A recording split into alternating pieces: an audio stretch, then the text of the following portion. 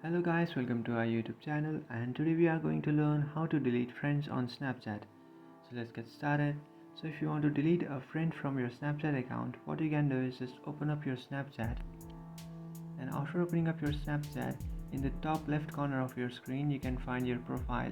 Just tap on that, and after tapping on that profile icon, now you just have to scroll down, and here you can find my friends inside friends section. So just tap on my friends and then select a friend that you would like to delete. So after selecting a friend, just tap and hold on to his profile, and then tap on view friendship, which is on the top. You can see, just tap on his profile which says view friendship, and after tapping on his profile you will come up to this page where you can tap on the three dotted icon which is on the top right corner of your screen.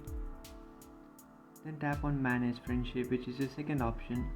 So just tap on manage friendship, and now what you can do is go ahead and block this person, or you can report this person, or you can remove from your friend.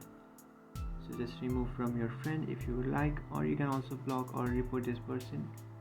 So by tapping on remove, you will find this pop-up message, and just again tap on remove,